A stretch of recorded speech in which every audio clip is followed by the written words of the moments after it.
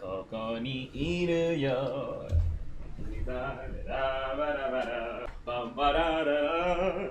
忘れないで。Yeah, I can't see what it looks like though. Fuck. Is this optimal? This is not optimal. Fuck me. Fuck me in my ass. Please don't fuck me in my ass. This works. Haha. They're not all on the same plane, but what does it matter? You can see all of them, so I don't care. Haha. Hoodie sooty real quick. I think we're looking pretty good. We're looking pretty good. We're looking pretty good. But I can't tell. I can't tell. Okay. Relicanka. Hi! It's me, Sooty Sooty. You know, that nigga, that salt shaker. Today, we are going to be looking at an article I just found regarding Eve. And it was an interview with Nitrotaku about Otogi and Bunka. So this was released February 15th of 2019, which would make that 9 days after Otogi was released. I know because I bought, as you can see, Otogi, yes sir! So here I have like my little shrine of Eve stuff. I feel like I had to put that all on video. And if you can see back there, I have, God, what the fuck am I trying to say? Days On. Their Days On poster up there. I'm actually missing one thing here. Now that I just realized it. I'm missing the self-cover CD for Smile.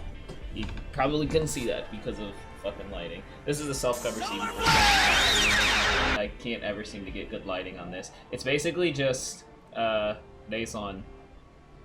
That angle's a little bit better. It's like a double-sided Days On CD. I'm gonna leave it like this. You can see it now. We'll leave it kind of like to the side of Smile for now. But anyways, yeah, as you can see, I'm a Eve stan. Like I'm the biggest Eve stan in the fucking universe, right? Eve is the greatest, is the best solo artist in Japan right now. I'm not willing to take arguments on that. I feel like there's not much to really argue about here. But anyways, back to Eve, you know, and Otogi and Bunka, this interview. I was just reading through a little bit of this. I thought that this would be really interesting to talk about, and just an interesting read because a lot of, like, I don't talk about Eve a lot here, despite the fact that he is my favorite artist of all time. And I have all of his shit over here. I ordered official number, by the way. It'll be coming in some time, I hope. So we know a little backstory on, you know, the Otogi tour. But in case you don't know, the Merienda was actually a 2018 tour. It covered mainly Bunka, and then he did a tour last year, and that was Otogi and Bunka centric, if that makes sense, right? It's mainly those two albums, and then I think Demon Dance Tokyo was on there at one point, was on the tour at one point. We're basically just going to go through each of the questions. If something interesting pops up, we'll talk about it kind of briefly. I think there are 17 questions total. So we'll just see what we get. It's been a year since the release of Bunka, Eve's fourth album released in 2017. What kind of changes have you made as an artist since then? I thought this was, when I was reading through it, this was a really fucking interesting answer. When I was making Bunka, I was so desperate to figure out what message I would send that I didn't think about sharing it with anyone. I entered the mindset of creating something temporary, and when I eventually began to write, I just wrote about my own feelings and thoughts. I didn't want to tell anyone that I had made an album.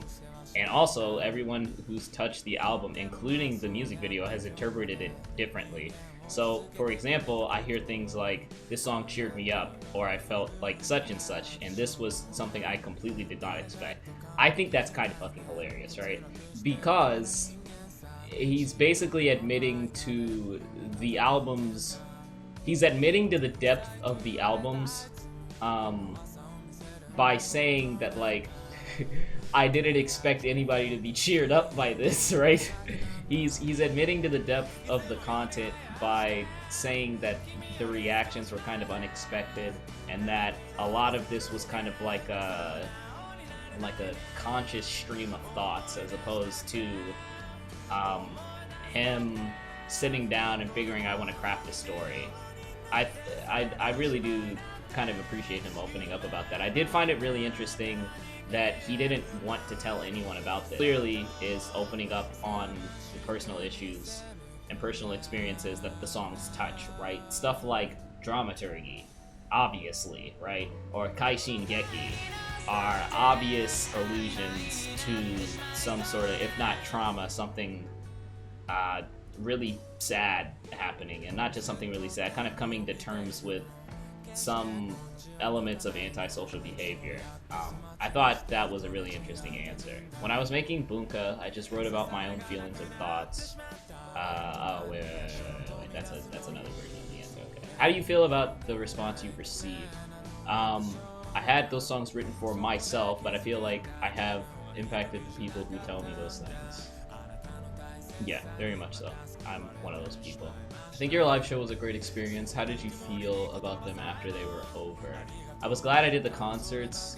Most of my action is through the internet, and it's based on posting songs that people can listen to at home. So initially, I didn't do live shows very often, but when I performed at Shinkiwa Studio Coast, E1 Man Tour, MIDI, and additional performance, I thought, there are so many people here.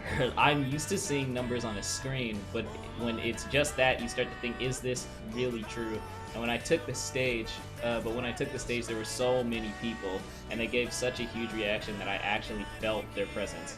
That was a big event.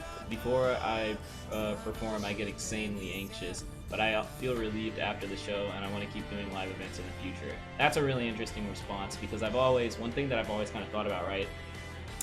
When you see, as somebody who does YouTube, right, and I've only had a couple of videos like below, right? When you try to visualize a number, like your view count, and what that looks like in a room, it's almost unimaginable, right? My personal anecdotal example is my Shinmao Testament video from like back in 2014, right? That video is over 100,000, I think, close to 105,000 views or something like that, right? When I try to imagine 105,000 people in a fucking room, it makes no sense to me. It makes absolutely no damn sense to me. And I would assume that when you're actually in front of a stupid large audience like that, it's such a different experience delivering the content and delivering whatever message your content is supposed to prevail, or is supposed to convey, I guess. But I'm happy he's going to be doing live events in the future. One thing that I'm kind of sad about is that, so because I have the limited edition of Smile over here, I received a ticket in that limited edition, but the problem is that the concert originally, I believe, was set for March 25th of this year. So obviously I wouldn't have been able to go, right? It now has been delayed a year. I think it's like March 15th. Don't quote me on that. It's something like that. And the problem is, I will be in Japan next spring, but I think I don't go to Japan until a couple of weeks after the concert. In case you don't know, I'm going to Japan next spring, to study abroad at Aizu Wakamatsu, or in Aizu Wakamatsu at Aizu University. I can speak a bit of Japanese. I've taken 2 years of Japanese, in case you've not noticed, which is why I've been able to just kind of like, buy all of this shit and sauce a bunch of stuff and read a bunch of stuff in Japanese, but not I'm not fluent or anything. I would love to be able to go to that damn concert. I really hope I get to hear his self-cover of Chocolate down some point in my lifetime. Alright, question 4. I was so impressed while listening to Otogi. This is the interviewer, by the way. For example, the symbolism in We Are Still Underground, Bokuramada Underground, in which you use the words Kimi and Bokura. It seems to echo the identity of your album, Bunka, but also touches on the experience of sharing your music with others. I think this motif is a big part of this new album. Absolutely, the words you and we are interspersed throughout the album, and each person who listens has their own interpretation of it. I think that's really interesting. When I was writing the lyrics, I feel like I didn't explain what the music was or wasn't about. The previous album was written in the same way. However, when people listened and empathized my words, I had thought, like, everyone feels this way, and I'm finally able to share my music with everyone, and that was an amazing experience, or amazing feeling that I had something I could share with someone. That's also another really interesting answer. That goes back to one of the questions that was asked earlier, right? This question about actually sharing his music and never wanting to kind of open up about it. I thought what's really interesting about this question though, right, is that I never really thought about the nuances of him using Kimi and Bokura in the song, right? I kind of want to go back and do a lyrical analysis now, but I'll get back to that maybe at some other point, maybe later today. I think but this is really interesting, right? That being alone versus being with other people, and then spreading your music, connecting you to other people, right? I guess that's not really an aspect of the album that I really looked at. Maybe that might end up being, I mean, when you think about it, a large portion of Bunka as an album is Eve setting up all of these people that are in very separated, isolated situations, and they either come to accept who they are, they succumb to these problems that they are dealing with alone, or they find somebody to share their experience with. I mean, you've got the obvious example of Nonsense Philosophy. You have Dramaturgy, and then you have like Anoko Secret and shit like that, right? Where the main character is kind of alone looking for somebody and never really finds that person. And in the case of Anoko Secret, the idea is that he's kind of like branched out and evolved from just chasing after this girl and has kind of gotten something out of the experience. Whereas in Dramaturgy and Nonsense, guy just kind of gets swallowed. Guy just kind of gets swallowed by the isolation. So when you think about it like that, that album has a really interesting fucking structure. One of these points, I got to do a fucking Bunka kind of like album run through, just like not like listening to the album, but I mean like as a video, just breaking the whole thing down, because that's a really interesting album. And when you have context of this interview, I think it gains a lot of more depth, a lot of more interesting depth. These experiences influence your creation of your albums. Oh, he's talking about, okay, talking to other people and hearing their opinions and such. Okay. No, actually, this was actually really fucking interesting. Okay, so listen to this, okay? Before releasing Bunka, there were demos of Tokyo Ghetto and Outsider. I started making the song Last Dance around December of 2017 or January of 2018. For context, note, Bunka came out in November of 2017. I don't remember the exact release date because I did not buy it on release. I got it at that Bunka is a gift from somebody. So, yeah. But anyways, I started making the song Last Dance around December of 2017 or January of 2018. At the time, I hadn't had these experiences yet, so the album contains my feelings from those days. And that makes a lot of sense because Tokyo Ghetto, in particular, clearly sounds like it could have been on Bunka. We'll get to an answer later here that will make the statement that I just said kind of sound dumb and irrelevant, but I think Tokyo Ghetto in particular, I don't know what type of guitar that is, so I'd be happy if somebody wants to tell me, but the kind of electric guitar that's in Tokyo Ghetto and at the beginning of Kaishingeki, that's kind of littered throughout Bunka, is present in Tokyo Ghetto, and Tokyo Ghetto seems like a much more thematically darker song than almost everything else on all of Otogi. Otogi is not by any means a happy album. Like, the subject matter of Otogi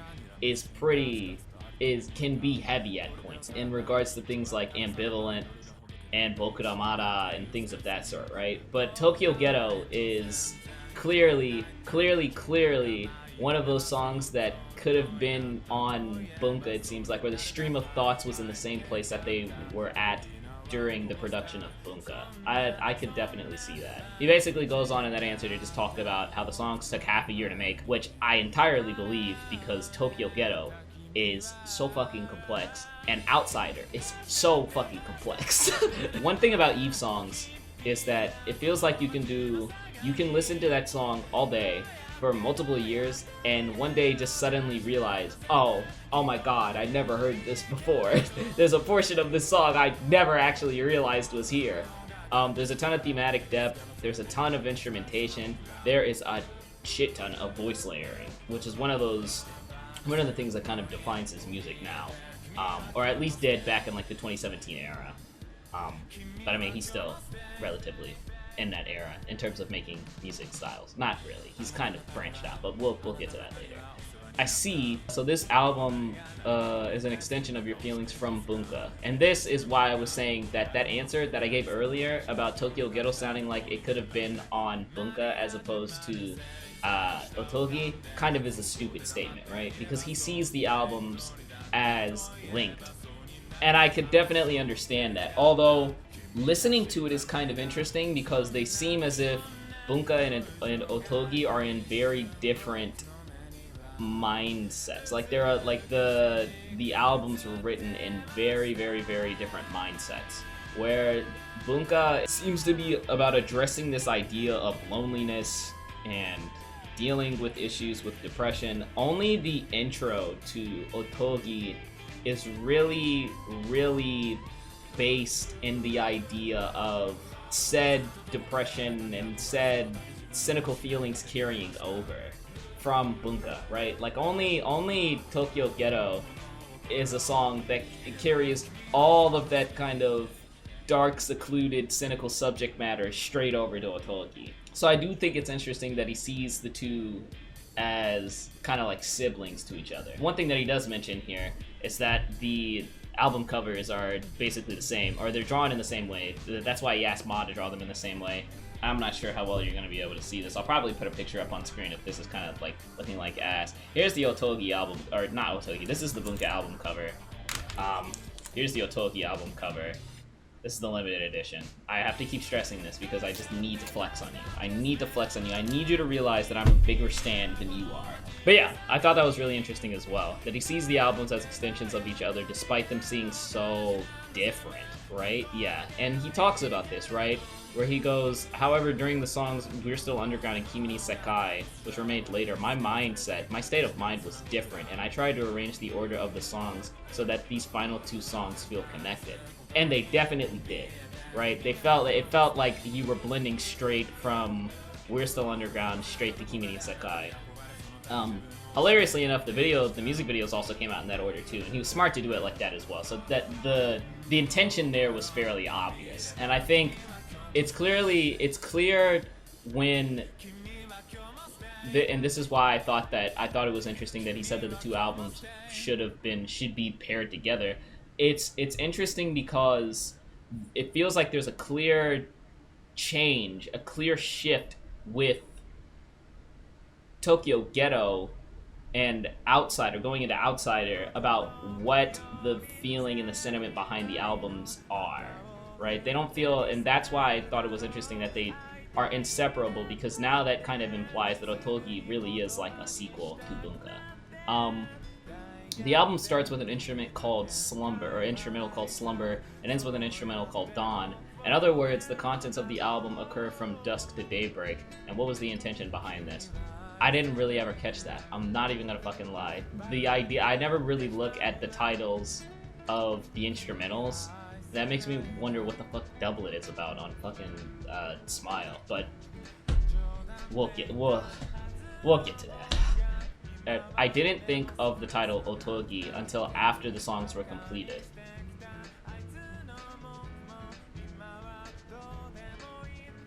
Okay. Just like with Bunka, my music videos were like fairy tales, and with the elements of reality interacting with the surreal, they were like something from a dream world and made me feel like I was watching a dream. So in the 11th song, Dawn, you wake up from the dream. I see. That makes a whole lot of sense. As for what happens next, although I'm anxious to find out, I'm not sure. I myself feel like I've just risen from this dream that is this album. That kind of implies that if he sees the two albums as being connected, and Otogi in particular feels really dreamlike, and you're waking up from the dream, that Smile was entirely its own project. And, I mean, let's be serious, it clearly was its own project. there is some level of connection here, right? Like the fact that Ma drew all 3 of the album covers is a clear connection, right? But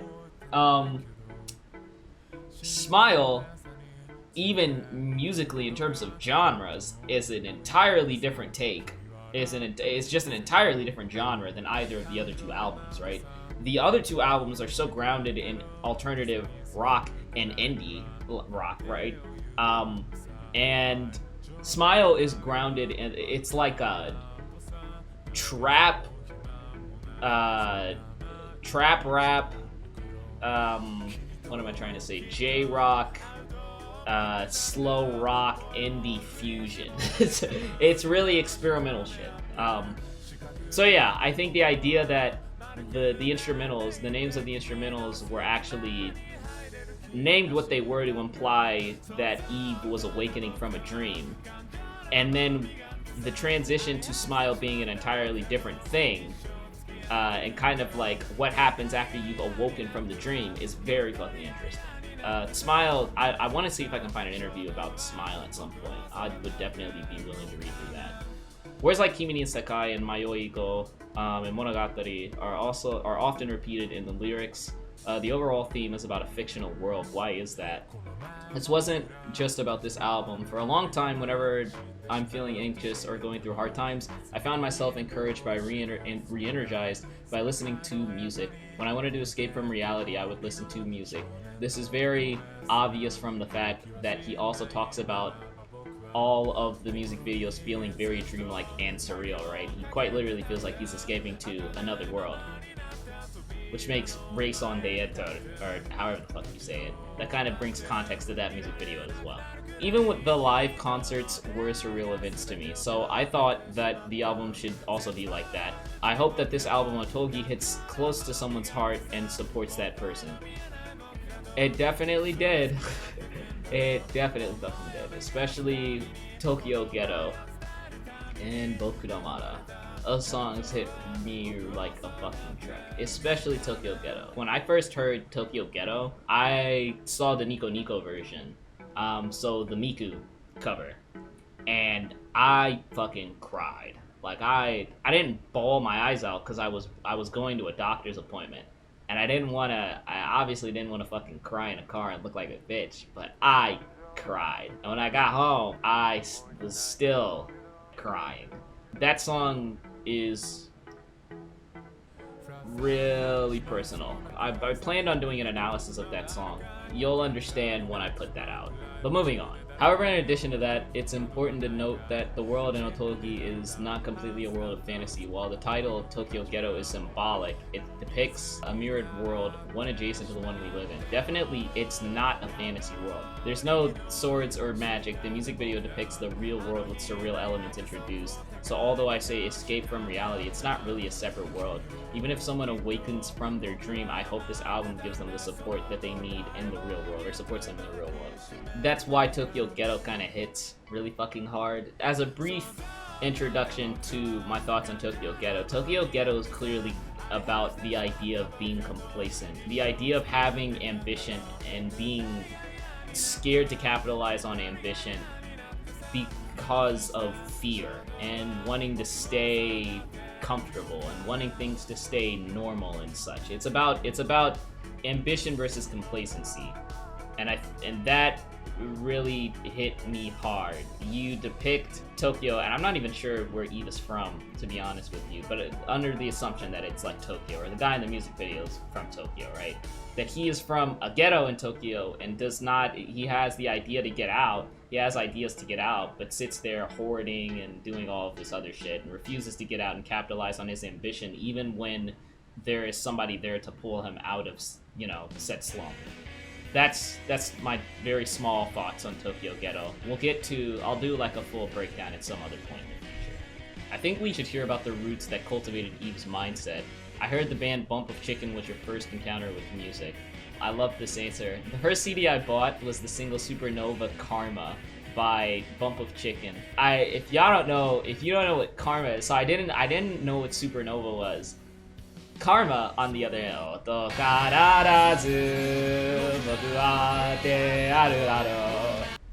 fucking love that that shit. That's the Tales of the Abyss anime opening. That's a good show, by the way. You should go watch that if you haven't. I think his older stuff largely resembles a lot of Bump of Chicken stuff, but his older stuff is a lot of covers. It's not really a whole ton of original stuff, so yeah. However, rather than listen to one artist exclusively, I would listen to many different artists. Then a classmate, friend introduced me to Hatsune Miku's cover of Melt, and then I began my search for Vocaloid songs, and that's how he started becoming a Vocaloid producer. That's not too surprising. A lot of people's first song was Melt. I think my first song, my first Vocaloid song was... the song that got me into Vocaloid heavily was No Logic. And specifically, it was Kiami's cover.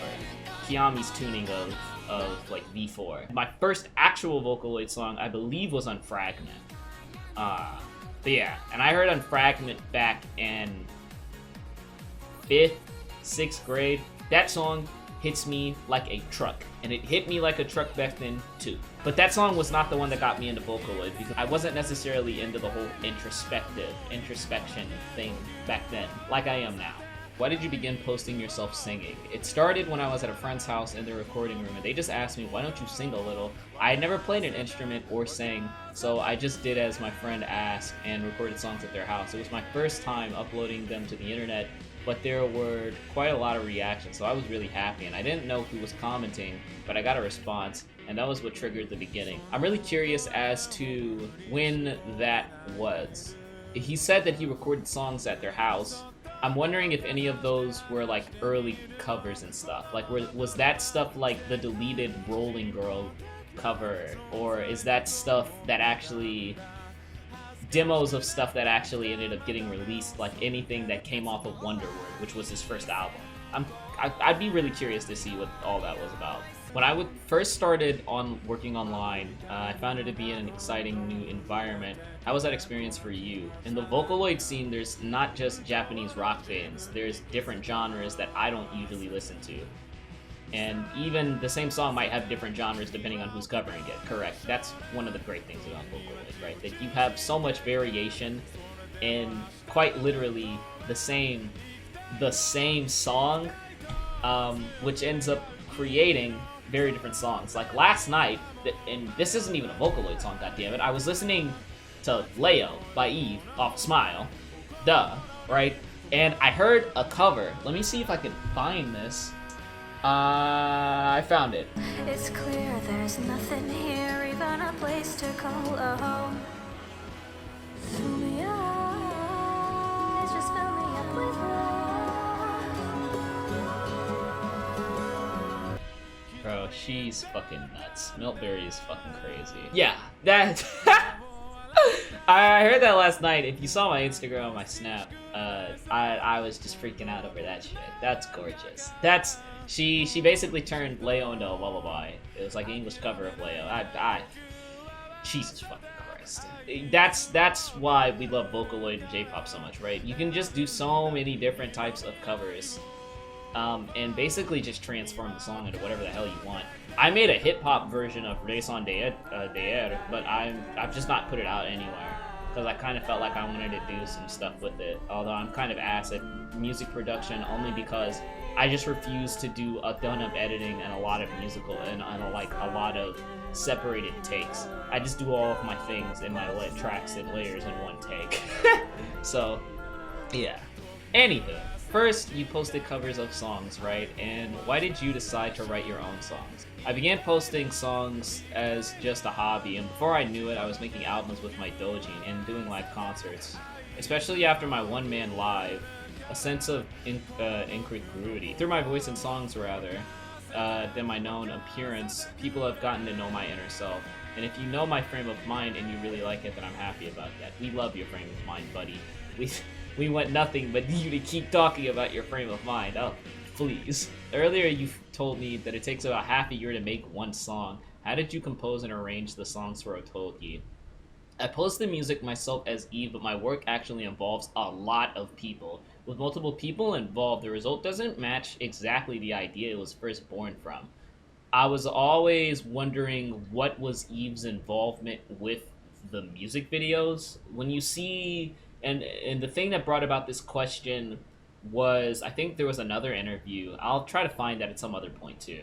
He's talked about the music videos before and how he had input in saying, specifically with the Tokyo Ghetto music video, that he wanted it to seem kind of oriental, that he wanted the setting to be sort of oriental, to display a somewhat, I don't even know if the idea is accurate depiction of Tokyo here, but he definitely has input on the style of the music video. But I've always wondered how much input, because if he's saying that part of the idea is lost, I assume a lot of that is because when he says that a lot of his music is like a conscious stream of thoughts, or I guess an unconscious stream of thoughts, a lot of that is going to be lost because it's just hard to express things that are just simply surreal, right? But if he's getting through most of his idea from each of the music videos, then I would assume that he has to have a decent level of involvement in them, right? We could probably figure out if we read a Waboku interview. There happens to be one right over here, ho ho ho ho ho.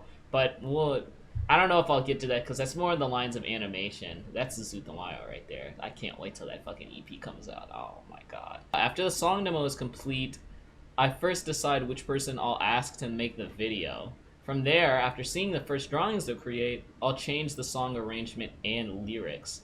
And then the video might change after listening to the song again. Oh, okay. So that's cool that he does another arrangement to fit the video, to make the idea work, so that he understands what the limitations of bringing in the surreal into reality are, right? He knows what the constrictions are, and so he will change and arrange the song to fit said constrictions. I'm really, damn, now I want to see what the original lyrics and song arrangements are like. Oh, damn. You know, that would explain why different versions of Inochi no Tabekata, because, and I mean, this was obvious once you saw the music video, right? I actually would argue that the music video does a better job at certain points than the original arrangement of that song. And is a lot more cohesive towards its latter end, or its latter portion. But there is clearly, you can clearly see the attempt to arrange the songs so that the songs in the music video feel like they're one product. There's not only the arrangement, which was handled by Numa, but video creators such as Ma and Waboku also joined in on the music production. I wanted to hear an answer to this too. What is the level of involvement of the animators in the music production? Exactly, each music video is set somewhere in Tokyo. We went location hunting together, and when taking pictures, things like, like this, were said. I feel like we were a band. With such an exchange of ideas, I can't anticipate what we'll create. It's really exciting and it's a lot of fun. There are music videos even now with Smile and Otogi, and clearly Otogi, and Demon Dance Tokyo is another good example too. The music video is clearly inspired by legitimate locations in Japan. There are good comparisons. Hopefully, if I can find one, I'll link it in the description. I couldn't find it when I was trying to make this, so whatever. Question 16 to 17. We are almost done. God damn it. I see Nico Nico Doga or YouTube groups might be the bands of the present day. With lyrics and melodies as the axis, instrument players and video creators come together to create a world. I think my music videos are super important to my songs. They dig deeper. I want to cherish them more from now on. However, I think collaboration could easily change the spirit of my songs, so I try to only think about conveying to people the song in its best form. Clearly, we knew that the music videos dig deeper, and I think what that implies is that in the case of something like Inochi no Tabekata, where the arrangements are different across the album and the music video, I think it's very important that if you're going to search for a message, that you should be using the music video as your primary source, and then be using the differences between the two to determine what the intended meaning or what the intended frame of mind was when he was actually writing and arranging the song. Understood, by the way, what type of music have you listened to and been inspired by recently? Lately, I feel like I've been listening to my favorite songs at random, but I went to see Charlie Puth, I don't know who the hell that is, live a Makuhari mess the other day, messy, I don't fucking know. And it was great. I feel like music has been blending into my life. I think it's a good thing. I also listened to Tom Misch, Billie Eilish, The Band Apart, and People in the Box. I tried to get into Billie Eilish, and I just couldn't. The music all sounded the fucking same to me, and I didn't think that the gig of the whole whispering, singing thing was all that interesting. But that's cool. One band that he didn't mention on here is the 1975, and he actually got me into listening to a little bit of them. Although I don't know much about them. I've just given their music a shot and I liked it, and some of it is in my playlist now. So yeah, that's another band that if you like Eve and you want to know where his inspiration kind of comes from, bands that he listens to a lot of the 1975. And that seems to be the end of the interview. Goddamn, I could read this all day. The biggest things I pulled out of that interview was that Ma and Waboku have a very large influence on the production of songs, because when your songs are so based in things that are surreal, you have to be able to portray them, and you need to know who you're going to speak with to portray them so you can understand how to arrange your thoughts. So that makes sense. I completely understand that. The next other thing that is probably the most important takeaway is that Bunka and Otogi are one story. So I guess I can't really from now on rate them as two different things. The way I always saw it was that Bunka is basically a perfect album. Its only problem is that Homesick is there, and it's not that Homesick's a bad song. It's just that Homesick is between like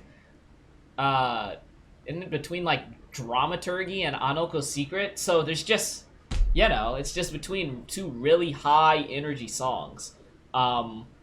So it just feels as if it's like a pointless interlude. But there's really nowhere else it could have gone on the album.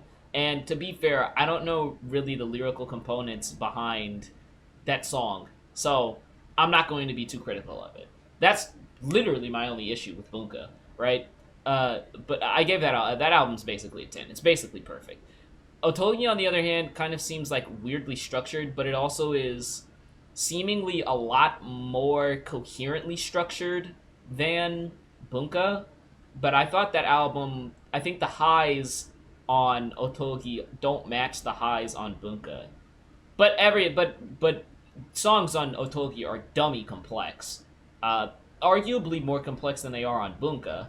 And they are a lot more coherent and structured.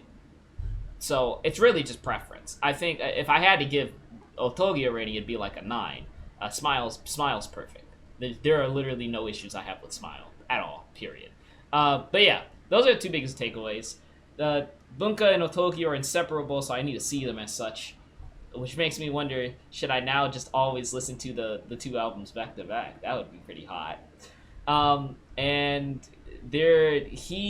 Eve has an influence on the music videos, has a noticeable involvement in the music videos, as well as the producers of the music videos, the animators, and I guess that's not even just Waboku and Ma now. That also includes like I think her name's Sayo Okamoto and like other people like that, and Triff Studio and things like that. They're now also involved in the production of the music to an extent. So I think that's really interesting. However, his music doesn't feel more commercialized by any means. I think the most commercialized it's ever sounded is maybe with Kokoro Yoho or Heart Forecast, but that sounded commercial because it was quite literally a fucking commercial. I don't even think Baumkuchen really sounds all that commercial. I think Baumkuchen sounds amazing. Speaking of which, that might end up being my next video. I'm not going to promise that though. But yeah, that's my thoughts on this interview. We just did a quick run through. I'm sorry if this seems like, as I've said 1,000 times in this video, a conscious stream of thoughts, or just rambling and really unstructured and whatnot. But I thought it's best that I just capture my genuine impressions of the article as opposed to script something, which I wouldn't really enjoy and would have to spend like hours upon hours about thinking about how I was going to get it out and how I was going to interpret the answers and blah blah blah blah blah, what message I wanted to convey and whatnot. I didn't feel like putting in all of that effort. That's for like a video. And this is a video, but it's not like a scripted video. I felt like this was a better way to get across my thoughts on the interview as a whole. Hopefully we can find more interviews like this. I would love to see interviews of more bands, right? I think Eve's the easiest one to start off with because he has multiple ones, and once I can finally understand everything that's being said on School of Lock, then I can definitely start talking more. But the next band I would like to see some stuff about. I'd like to see some interviews with a lot of people. So Minami would be a great fucking interview. I will definitely look for some of those. This Waboku interview could be really interesting. Hopefully Zutomayo I can find something for since their EP comes out next month. But yeah, that's all I've got. So thanks for being here. Because this is going to be a really random feeling video. I'll do a little bit of editing here just to cut out stuttering and shit that doesn't really matter. But yeah, really enjoy. I really hope that you enjoyed, and I enjoyed reading through this. So hopefully we can do more of this in the future. So thanks for watching. If you did enjoy, leave a like and a comment. If you didn't enjoy, tell me why, dislike it, and go punch my grandma. She's dead, so you kind of can't do that. But I guess you can kick my dog down the stairs. I don't have a dog, so you can kick my future pet toucan or capybara into a pit of lava or something. I don't know. Hope you enjoyed. Deuce. 言って